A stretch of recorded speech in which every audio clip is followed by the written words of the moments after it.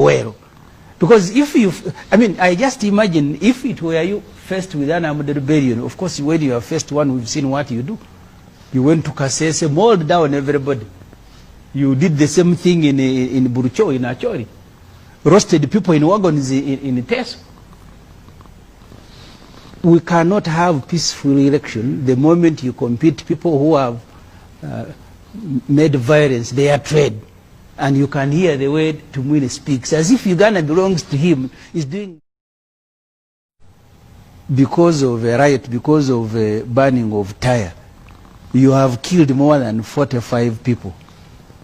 Do I need to have been in Iruwero to know how many you killed when you faced armed people? In one day, you've shot and killed 60.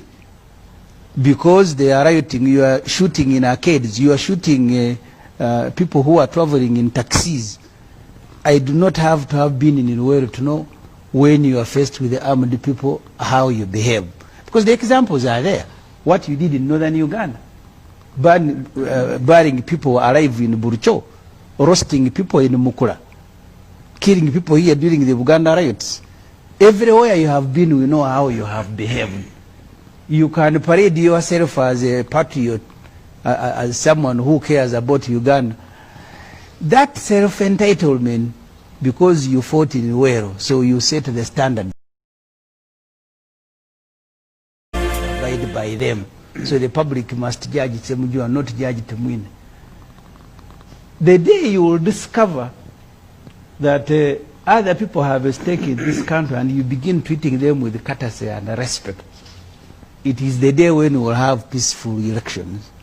Because the players can change. Yesterday it was Besigye, the other day you were confronting the Kabaka of Uganda, the other day you were in Kasese massacring people. Ask yourself, why you? You are the one killing in Kasese, killing in Teso, in Mukura, killing in Achori, killing in Uganda. So all these other people don't care about Uganda, they are not patriots. It is Tumwine who is a patriot. You are in Iruwero killing. Until that violence has got out of your head, this country is in trouble. You see, for Ghana now, to begin enjoying the peace that they have, J. Rawlings, who was loading people in helicopters and throwing them in ocean, until it dawned on him, country, you need to do the following. Look at what Kenya is doing, with all their problems. Uhuru Kenyatta says, no. If you keep one part of the country dissatisfied, that country may explode one day. And that's why this section of society should also have an opportunity to lead Kenya. For them, this is like and the reason I said, and I saw Margaret Mohanga, I don't want to take responsibility for ignorance of what I said. I said, look at the root causes. Before COVID came, were you allowing people to enjoy themselves? Did you allow aspiring presidential candidates to go and consult, as the Presidential Elections Act says? Did you allow them? Tumukunde was beaten. Kyagulanyi was beaten. And that's why I said to you, COVID was God sent, because now you can wave it at our face. In the past, who did you allow? Even MPs. Even MPs, you remember? At one time they said 2 MPs cannot address a rally in another constituency, because they think Uganda is their parents' estate. They must determine how other people live in it. You can continue because today you carry a gun. And the mentality of all the African people who carry guns is that the country now belongs to them. They will determine how others enjoy. And I have seen Margaret, of course not surprising. I have heard Tumwine, of course also not surprising, who think they have a higher stake in Uganda. Other people are agents of provocateur. They are the ones disturbing peace, because policemen. You have no justification to kill a person who has come to Kampala to check on his children. You have no justification to shoot at people traveling in a taxi. Even if there is a riot, you don't have that justification to shoot at children who have children who have died. People are collecting bodies. They have fresh graves in their compound. You have no justification. You must treat people with remorse. People are bleeding, they are crying. You've killed their loved ones. What is the difference between you and the past government that you want to fight in Ruwero? They had the similar justification. We are fighting rebels, they are fighting you. So if you continue rationalizing killing, then you have no reason to blame Obote, who was fighting an armed rebellion in Ruwero. Because if you, I just imagine if it were you faced with an armed rebellion, of course when you are faced one, we've seen what you do. You went to Kasese, mauled down everybody. You did the same thing in Burucho, in Achori. Roasted people in wagons in Teso.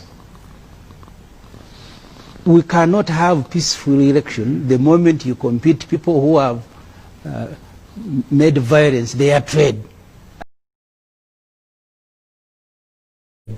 And you can hear the way Tumwine speaks, as if Uganda belongs to him, is doing people, any other person a favor.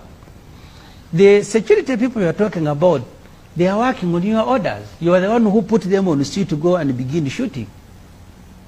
Riots have taken place in America, they have taken place in other countries. They don't respond to riots the way you responded to this particular riot.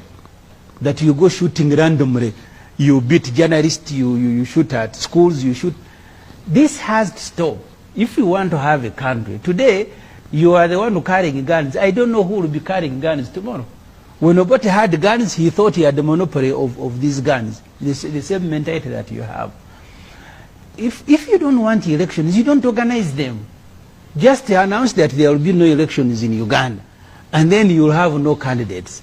The moment you nominate candidates, even the COVID you are talking about, Charles, I was telling someone, giving someone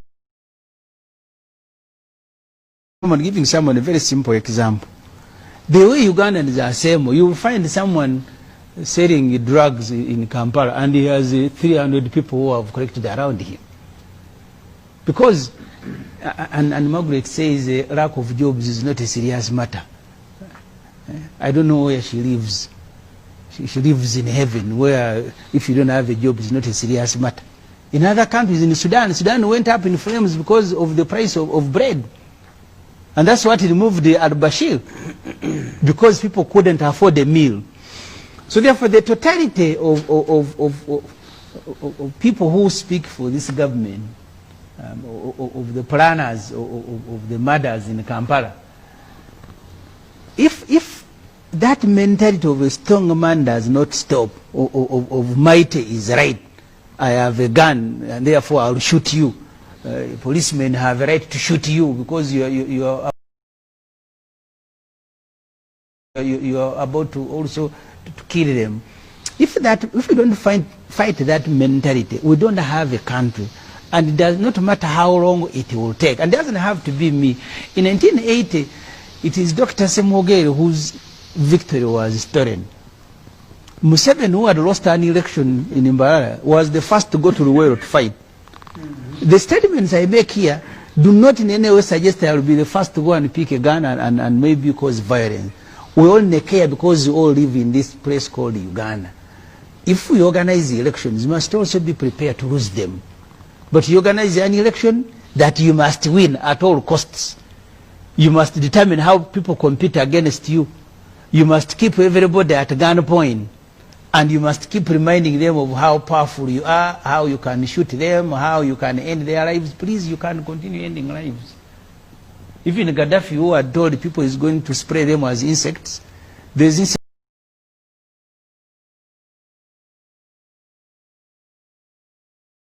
insects never died. It is him who had the spray that died. You must change the language to Mwine, because for you now you have grown, you are an elder. You can't speak like a Tumwine who went to Ruwero to fight. You are an elder now. Stop speaking like an iron-fisted man who thinks the world owes you. It does not. This country belongs to all of us. You must make it comfortable to everybody. The moment you begin herding us like cows, you will not know when and who will make an explosion. God made a very good point. Ask yourself, why do these things keep occurring?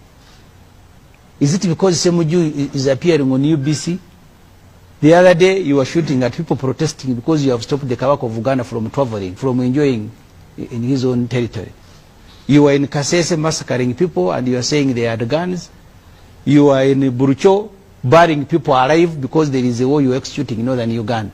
You are in in Wagon because there is a rebellion. Ask yourself, this anger, how do we deal with it? Do we deal with it by shooting at people? So when they fall silence for you, that is a victory. Now we have finished. You have seen him celebrating. After 3 days, we finished, and he's very happy. Yeah, 2 days. You finished after shooting people. They are still burying. They are very happy with you. You've said the public will judge. The public is judging you. That after tens of people are dead, for you are saying in 2 days we had finished.